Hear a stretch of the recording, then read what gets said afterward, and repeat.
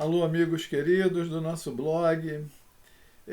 Alguns companheiros pediram que a gente gravasse a palestra que foi feita na nossa instituição, AMA, Amigos em Ação Sociedade Espírita, na quarta-feira, ontem, dia 4/5, 19 horas. Vamos tentar fazer um resumo do tema e apresentar para vocês. No fundo, toda a inspiração partiu da obra, né, Vinha de Luz, né, Emmanuel Chico Xavier, na lição 107, chamada Joio. Joio. E, a partir daí, nós construímos, digamos, uma reflexão que para nós, como cristãos, espíritas, brasileiros, todo esse tema se conclui em algumas frases da obra de Humberto de Campos, Espírito, né? Brasil, coração do mundo, pátria do Evangelho, né? Também através do nosso querido Chico Xavier. São obras, né, antigas, mas que trazem tudo da nossa atualidade, do momento da transição planetária. Então, eu queria só lembrar a vocês o cenário em que nós estamos colocados nesse instante. Em 1950, segundo os dados, digamos, estatísticos da ONU, o planeta naquela época contava com 2,5 bilhões de habitantes. Nesta mesma época, a literatura espírita, através de Emmanuel e de outros, dizia que no mundo espiritual, desencarnados, a população superava os 20 bilhões. A partir daí se deduziram vários números, entre 24 até 30 bilhões, tanto faz. Vamos pegar 24 apenas como referência. Então, se naquela época haviam 24 bilhões e o número de encarnados, né, eram 2,5, vocês podem ter uma noção, né, do volume de gente que estava desencarnada. O que aconteceu 50 anos depois? A ONU dizia que aqueles 2,5 de 1950 tinham se convertido em 7,5 bilhões de pessoas. Ou seja, que 5 bilhões de pessoas a mais, ou seja, a população do planeta havia triplicado, 5 bilhões haviam encarnado a partir daquele momento. E em uma de suas obras, Emmanuel diz que esvaziaram os porões dos umbrais.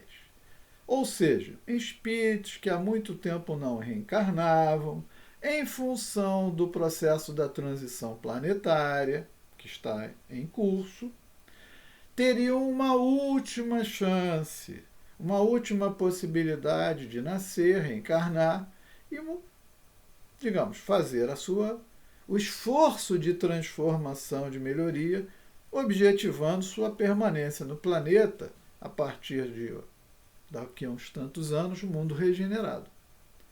Então a espiritualidade oferecia, mesmo aqueles espíritos mais renitentes, mais tendentes ao mal, egoístas, criminosos, violentos, corruptos, envolvidos em vícios, né, maus hábitos, todos esses esvaziaram os porões dos umbrais, foram retirados de lá e colocados, né, no planeta para ter uma nova e última oportunidade nesse período de terra-mundo de regeneração, né, terminando mundo de provas e expiações. Então esse é um contexto que é importante a gente falar, porque se vamos falar de joio, né, todos tiveram sua oportunidade. Então vamos ver o que a obra Vinha de Luz nos traz, parágrafo a parágrafo, a gente vai conversando. Ele inicia na lição trazendo do Evangelho de Mateus uma frase de Jesus que diz assim: deixai crescer ambos juntos até a ceifa, e, por ocasião desta, Jesus, eu direi aos ceifeiros, ou seja, aqueles que estarão fazendo a separação. Colhei primeiro o joio, atai-o em molhos para o queimar. Bom, isso é uma expressão muito conhecida. Jesus falava por parábolas. Na época de Jesus, todo mundo sabia o que era isso. Né? Obviamente, não se pode interpretar o queimar como queimar no inferno, nada disso. Nós somos espíritos, sabemos que isso não funciona assim. O que Jesus dizia é que, em dado momento, deixai crescer ambos juntos. Jesus dá oportunidade a bons e aos maus, aos mais ou menos, aos ótimos. Todos podem crescer juntos. A vida está aí, os processos de reencarnação estão aí. Deixai crescer ambos juntos, até a ceifa. Ou seja, vai ter um dia que tem um corte. Eu entendo que esse corte já se dá para você, para mim, à medida que vamos, pouco a pouco, desencarnando. Não é necessário haver cataclismas ou um desencarne em massa, não. Neste momento de transição planetária, a cada desencarne está se dando um juízo final individual para cada um, onde nós estamos sendo aprovados pelo nosso padrão vibratório, nossa frequência, nossos hábitos, né? Ou não, estamos sendo rejeitados e marcados para em molhos, ou seja, provavelmente grande massa vai se destinar a diversos. Na casa do meu pai há muitas moradas, então eu acho que de acordo com as nossas necessidades de aprendizado, em molhos, ou seja, em grupos, né? Os viciados, os criminosos, os assassinos, os corruptos. Em molhos, vamos levá-los para lugares compatíveis com a sua necessidade de aprendizado. Então, toda essa ideia do Emmanuel do joio partiu desta frase de Jesus. E como é que foi esse crescimento? Bom, se pensarmos o tempo de Jesus até aqui, 21 séculos. Você que está me ouvindo, quantas oportunidades você acha que em 20 séculos, 21 séculos você teve de encarnar? Quantas encarnações você teve? Quantas experiências eu tive, você e cada um de nós, da nossa família, nossos amigos, teve? Ou seja, esse crescimento, né, que Jesus, nós queremos coisas imediatas. Jesus tem uma paciência de Jó, 20 séculos, 25 séculos, 1 bilhão de anos, tanto faz. Ele tem o tempo. Só que agora existe um momento para o planeta, que nem Jesus tem como interromper esse processo, porque isso tem um caráter muito maior, envolve o sistema solar, galáxias, etc. E ele tem que colaborar neste processo, embora nos ame. Então, o momento da ceifa é esse. Né? Então, Emmanuel diz assim, logo na primeira frase: quando Jesus recomendou o crescimento simultâneo do joio e do trigo, não quis senão demonstrar a sublime tolerância celeste no quadro das experiências da vida. E já nos concedeu 21 séculos de tolerância. 21 séculos de oportunidades de mudança, de transformação, de melhoria, de revisão de procedimento, de sentimento. O mestre nunca subtraiu as oportunidades de crescimento e santificação do homem e, nesse sentido, o próprio mal, oriundo das paixões menos dignas, é pacientemente examinado por seu infinito amor, sem ser destruído de pronto. Então, aqui a doutrina, mais uma vez, se apresenta como consolador. Enquanto, em geral, as religiões tradicionais, quando a pessoa comete um grande erro, é condenada para sempre, pela eternidade. Aqui, a nossa doutrina mostra o seguinte, que Jesus observa em cada um de nós falhas, fracassos, faltas graves, mas que ele tem um amor, uma paciência, uma tolerância, dizendo assim, não, ele está assim, mas ele pode melhorar. Vamos dar a ele uma nova oportunidade. E isso é o que tem sido feito ao longo desse tempo todo, né?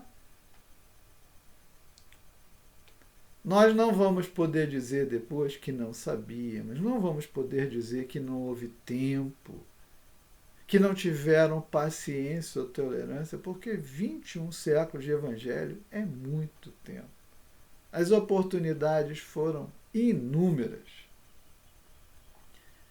Então Emmanuel continua, importa considerar, portanto, que o joio não cresce por relaxamento do lavrador divino, mas sim porque o otimismo do celeste semeador nunca perde a esperança na vitória final do bem.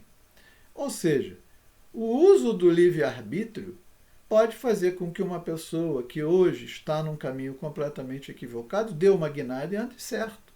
E essa é a esperança de Jesus, que alguma coisa, alguma emoção, algum fato, uma reflexão da pessoa mude o rumo da vida dela, ou ela tome a decisão de mudar o seu rumo, e Jesus conta com isso e dá tempo para que essas coisas aconteçam.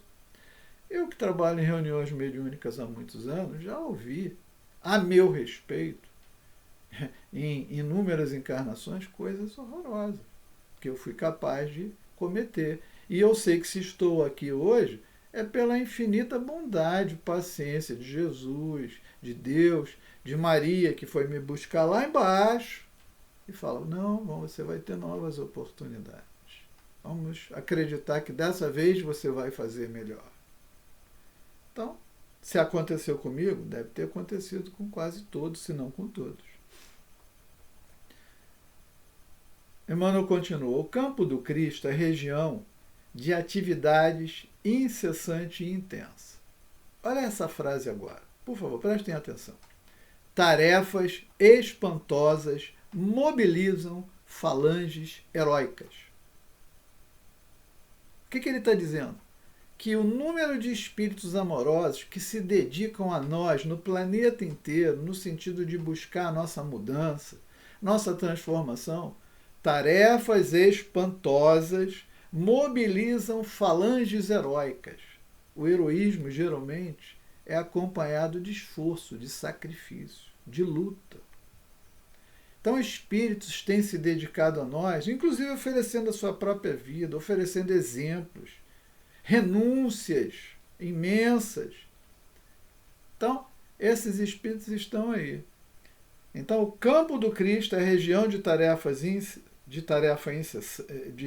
é a região de atividade incessante e intensa. Tarefas espantosas mobilizam falanges heróicas. Contudo, apesar da dedicação e da vigilância dos trabalhadores, o joio surge ameaçando o serviço. Em todas as partes, sempre tem alguns que ainda se comprazem com o mal. Ainda são tomados do egoísmo, que cega, que fanatiza, que enlouquece a pessoa e faz com que ela caminhe para o lado equivocado. Jesus, porém, manda aplicar processos defensivos com base na iluminação e na misericórdia. O tempo e a bênção do Senhor agem devagarinho e os propósitos inferiores se transubstanciam. Então, o que ele diz? Jesus está observando através dos seus muitos trabalhadores, mensageiros, né? Contando com o tempo para a nossa mudança. E mudança de hábitos, transformando vícios, maus hábitos em bons hábitos. Transformando, digamos, eu não gosto de usar essa palavra, mas vamos usar só, por exemplo, defeitos, áreas a melhorar em virtudes. O homem comum ainda não dispõe de visão adequada para identificar a obra renovadora. Muitas plantas espinhosas ou estéreis são modificadas em sua natureza essencial pelos filtros amorosos do administrador da seara, que usa afeições novas, situações diferentes, estímulos inesperados ou responsabilidades externas que falem ao coração. Então ele está dizendo o seguinte: aquela visão tradicional de uma vida seria insuficiente, né? Mas quando nós nos equivocamos, às vezes numa existência inteira, às vezes longa, 80, 90 anos, parece que ali tem uma planta espinhosa, estéril, dali não sai nada.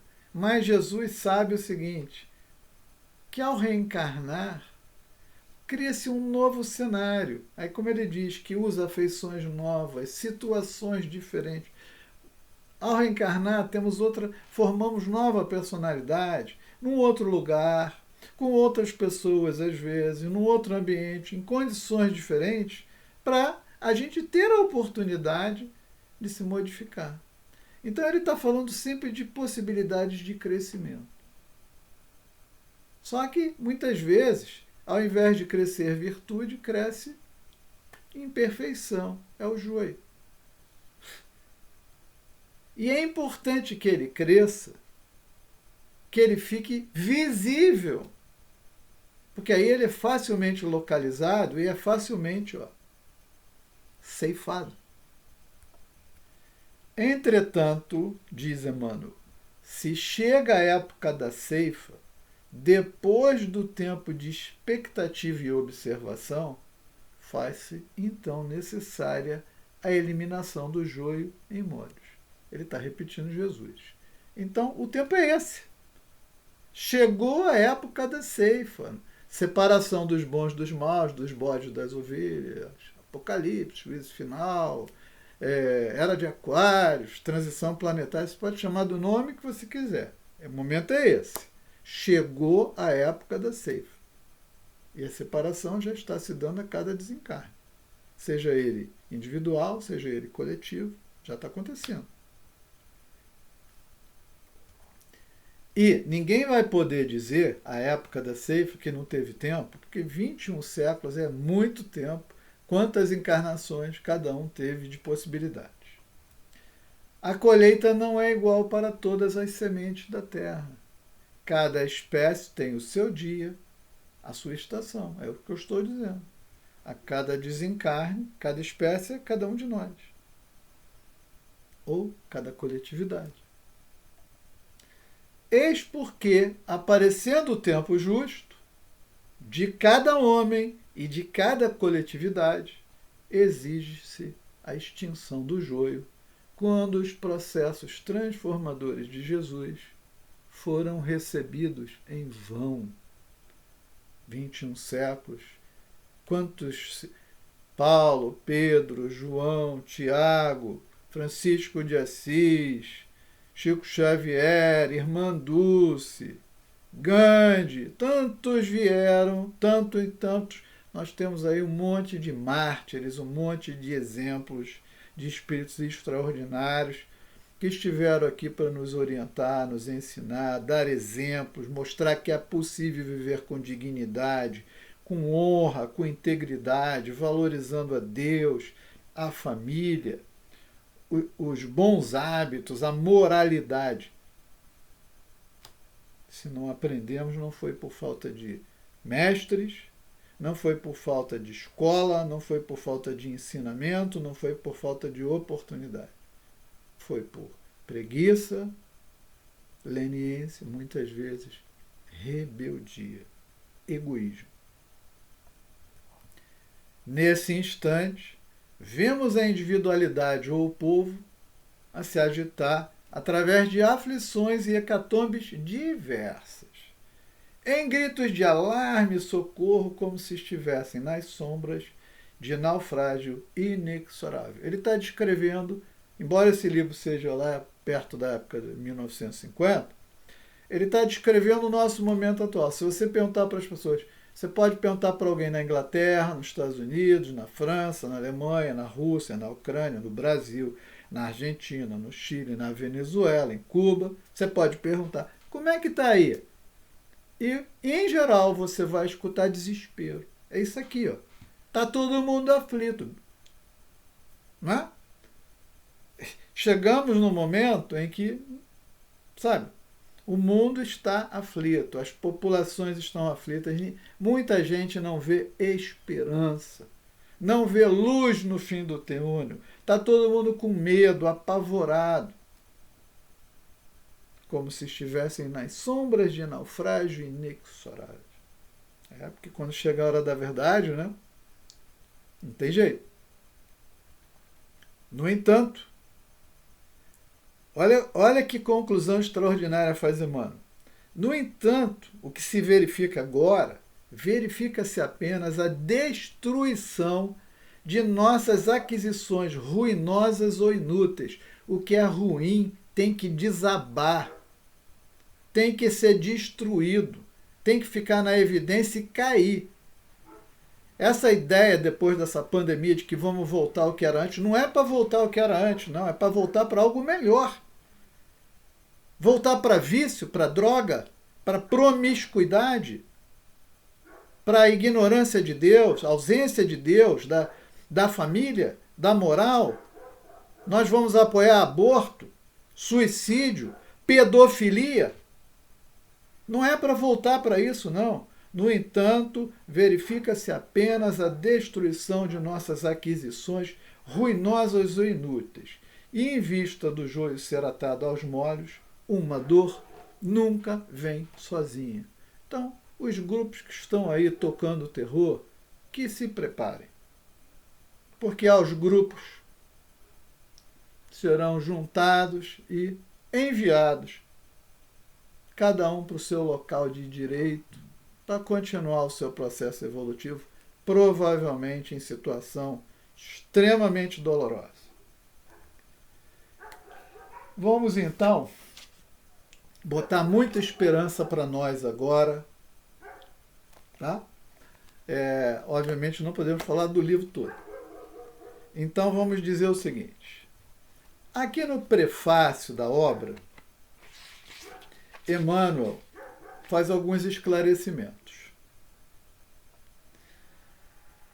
Eu vou pegar 2 ou 3 parágrafos só para contextualizar para vocês.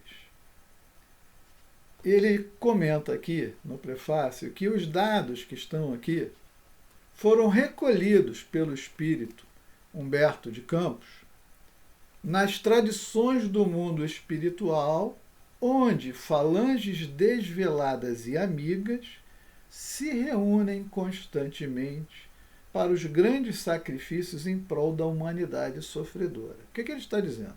Ele está dizendo o seguinte, que o Humberto de Campos não tirou isso aqui da ideia da cabeça dele, o espírito.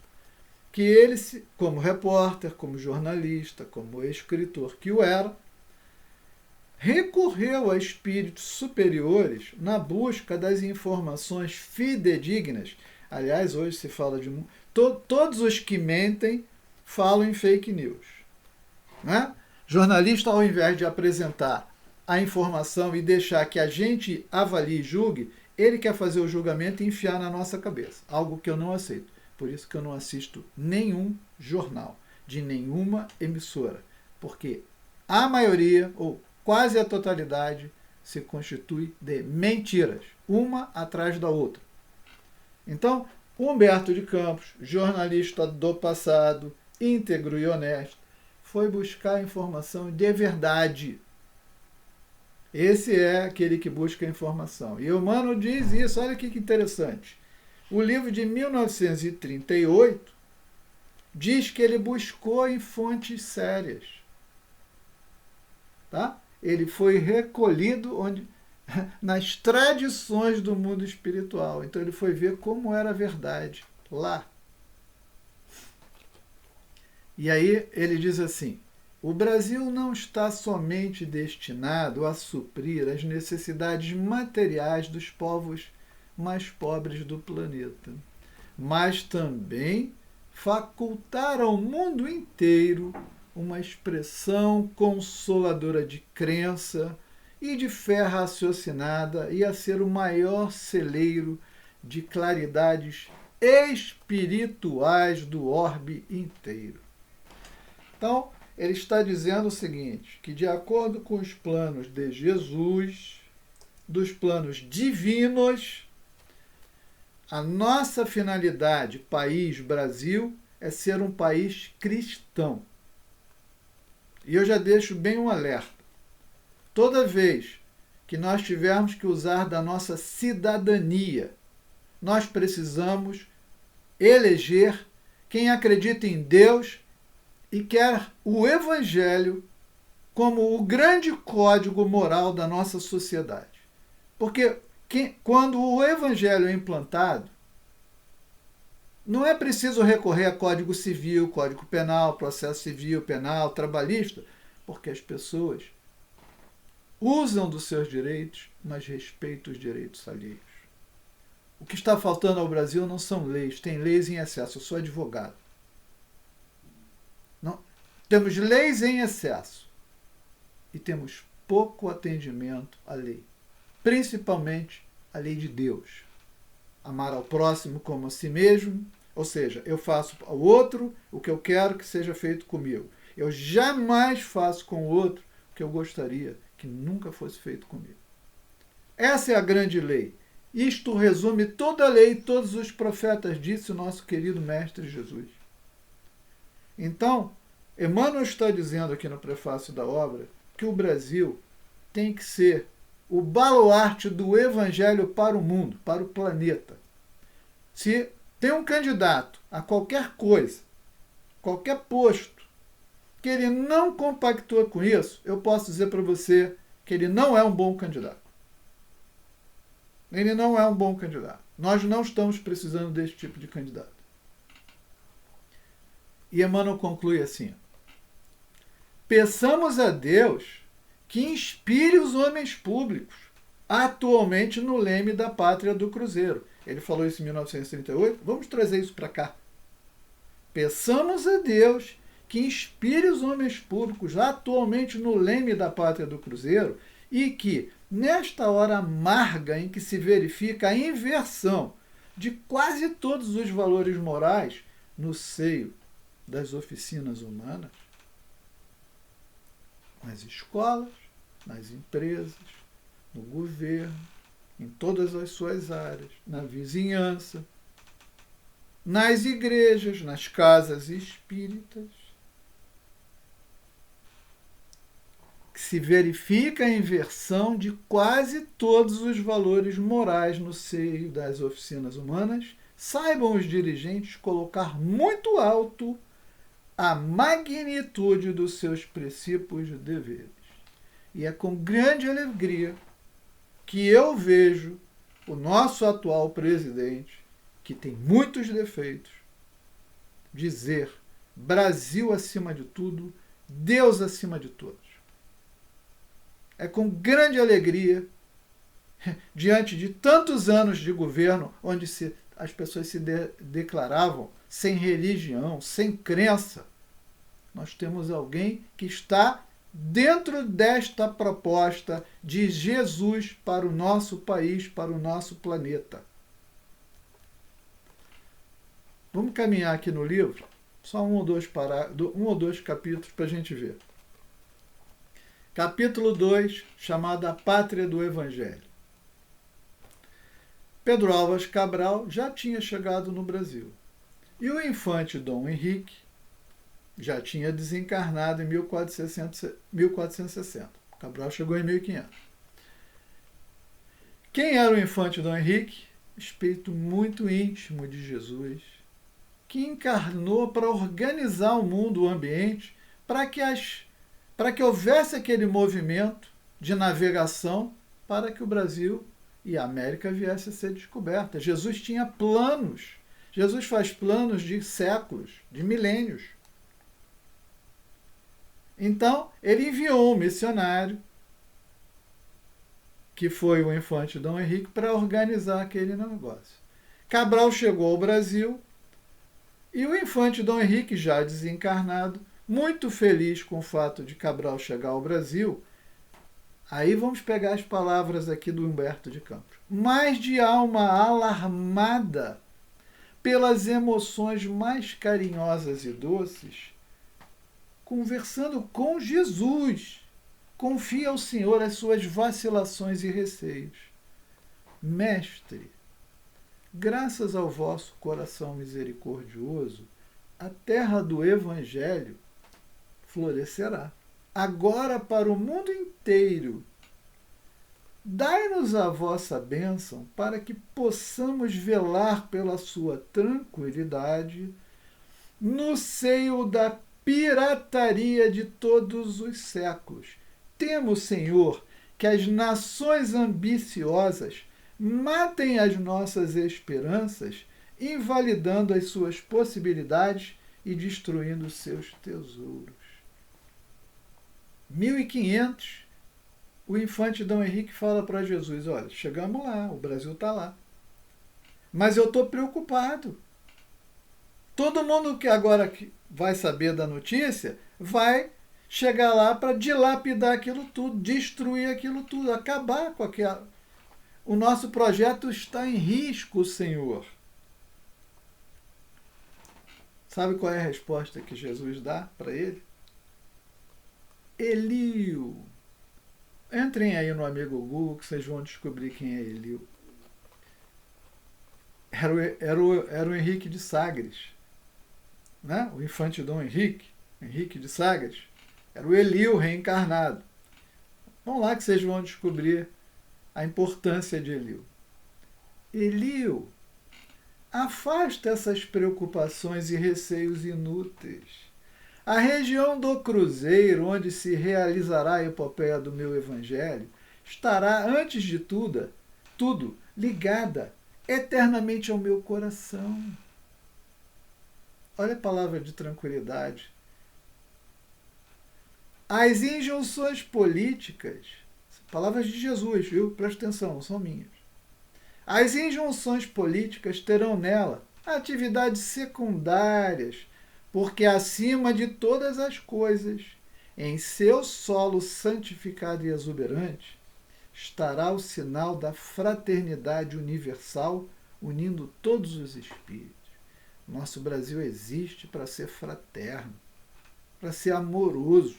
E só o Evangelho faz isso. A ausência de Deus e de Evangelho jamais fará fraternidade nesse planeta. Aí o que Jesus diz? Sobre sua volumosa extensão pairará constantemente o signo da minha assistência compassiva e a mão prestigiosa e potentíssima de Deus pousará sobre a terra de minha cruz com infinita misericórdia. Então ele está dizendo assim, ó, podem esquecer. Eu estou tomando conta por uma determinação divina.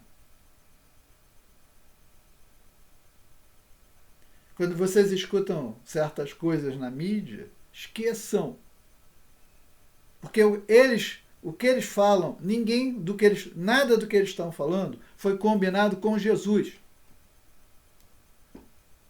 Tá?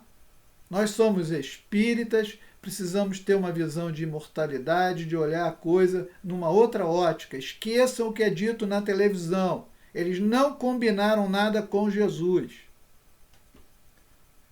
Tá lá.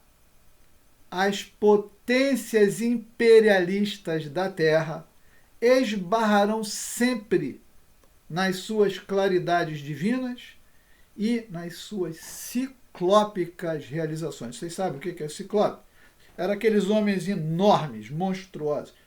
Que Jesus está dizendo o seguinte, se alguém tentar alguma coisa aí, Deus moverá os recursos que forem necessários.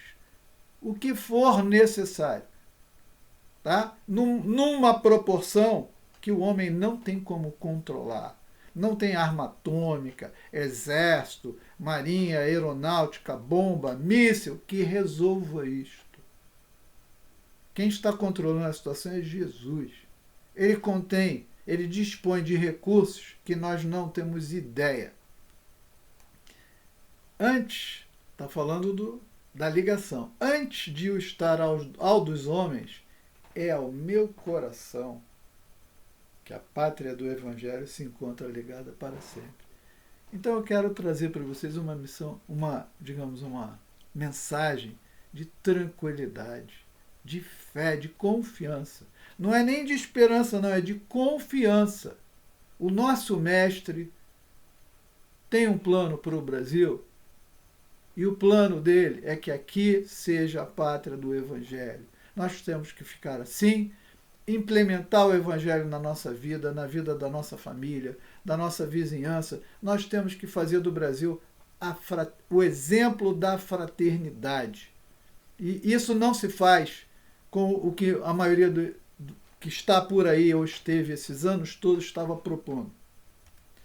Só o Brasil conseguiu manter-se uno e indivisível na América entre os embates políticos de todos os tempos. O que aconteceu com a América Espanhola? Toda fracionada, Uruguai, Paraguai, Argentina, Chile, Peru, Colômbia, Venezuela, e aí vai, Equador e tudo mais. O Brasil ficou lá, preservado. Ninguém sabe como, em vez de diminuir, cresceu. É que a mão do Senhor se alça sobre sua longa extensão e sobre suas prodigiosas riquezas.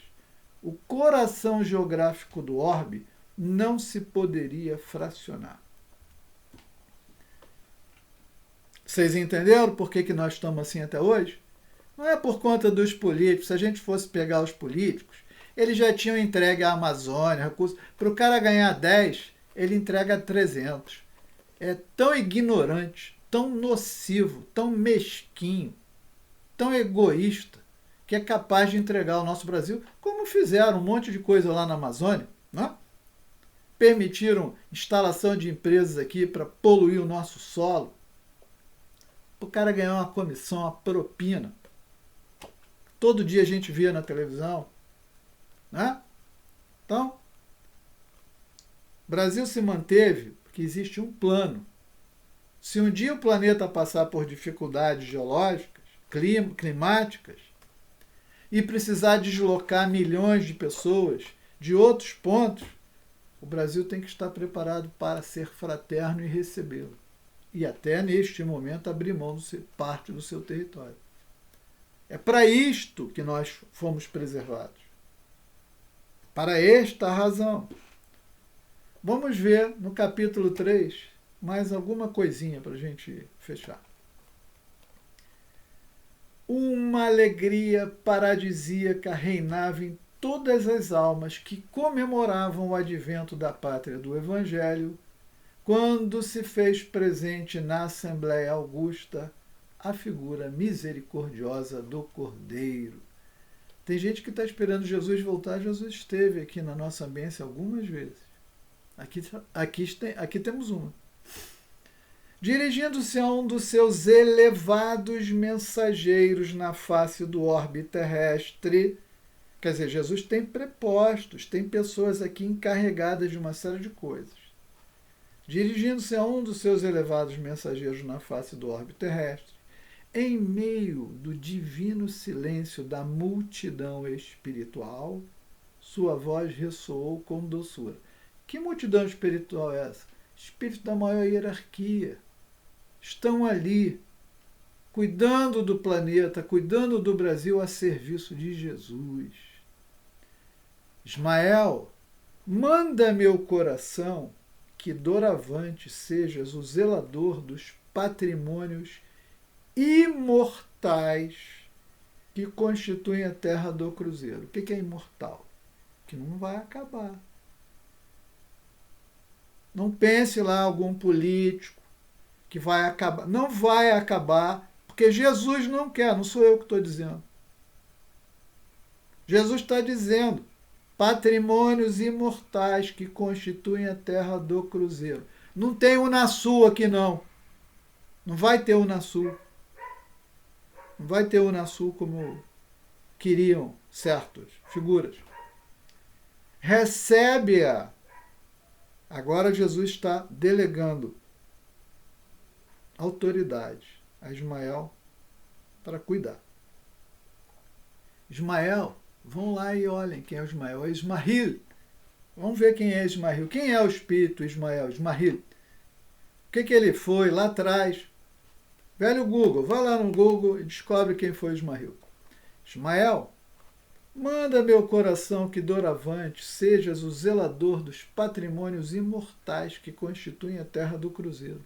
Recebe-a nos teus braços de trabalhador devotado da minha seara. Agora presta atenção na frase. Como a recebi no coração, obedecendo às sagradas inspirações de nosso Pai. Deus, nosso Criador, nosso Pai, delegou a Jesus esta responsabilidade. Vocês acham que tem algum ser humano que possa enfrentar uma coisa dessa? Reúne as incansáveis falanges do infinito que cooperam nos ideais sacrossantos da minha doutrina e inicia, desde já, a construção da pátria do meu evangelho. Então, eu quero que vocês se fixem de quem luta, de quem garante, quem mantém o Brasil.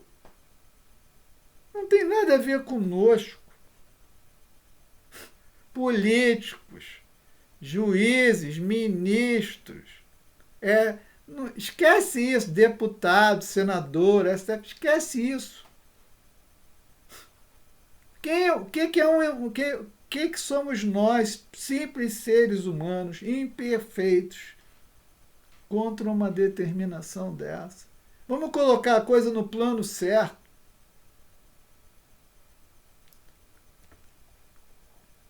Jesus diz para Ismael, para aí transplantei. Tinha uma esperança de que frutificasse lá na Palestina, não foi possível. Jerusalém. Então tirou de lá, para aí transplantei a árvore da minha misericórdia e espero que a cultives com a tua abnegação e com o teu sublimado heroísmo.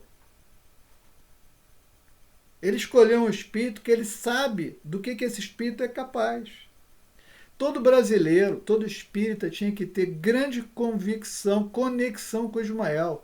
É o nosso grande protetor da nossa pátria.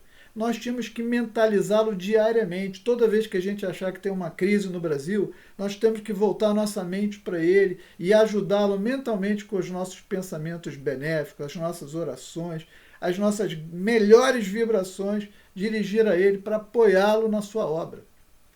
Guarda este símbolo da paz e inscreve na sua imaculada pureza o lema da tua coragem e do teu propósito de bem servir a causa de Deus. Não é minha, Jesus, é a causa de Deus e, sobretudo, olha o que Jesus fala para o Ismael agora. Lembra-te de que estarei contigo no cumprimento dos teus deveres, com os quais abrirás para a humanidade dos séculos futuros, olha o papel do Brasil, nos séculos futuros, um caminho novo mediante a sagrada revivência do cristianismo. É isso que tem que ser implantado no planeta através do Brasil. Qualquer um que seja contra o cristianismo é contra o Brasil, é contra Jesus. Ismael recebe a bandeira, o lábaro bendito nas mãos compassivas do Senhor, e ele fica banhado em lágrimas pelo reconhecimento, pela oportunidade, pela confiança que Jesus deposita numa missão tão nobre nele. E aí, como se entrar em ação o impulso secreto da sua vontade, ele mentaliza, ele recebe uma bandeira branca. Ele mentaliza, tal como, por exemplo, Moisés sobe o monte e depois traz as tábuas da lei gravadas na pedra, né? Aquilo é um processo mediúnico. Aqui ele recebe, o Ismael recebe de Jesus uma bandeira, né? Plasmada por Jesus. Ismael mentaliza, pensa e aparece escrito na bandeira: Deus, Cristo e caridade. o emissário de Jesus, Ismael, desce então à terra onde estabelece a sua oficina. Os exércitos de seres luminosos lhe seguem a esplêndida trajetória. É com este exército que nós precisamos contar. Este. O joio vai ser separado. Já está sendo separado. Todos os indivíduos que estão aí, egoístas, praticando mal, corrupção, se corrompendo, todos serão alcançados. Eles só cresceram para serem vistos. Bem vistos por todos. E na hora certa, um a um, cairá. Acreditem nisso. Sejamos trigo. Essa é a proposta. Sejamos trigo. Nós ainda somos parcialmente joio, ainda trazemos dentro de nós lixo. Mas vamos nos esforçar para ser trigo, porque a ceifa está passando. Muita paz para todos.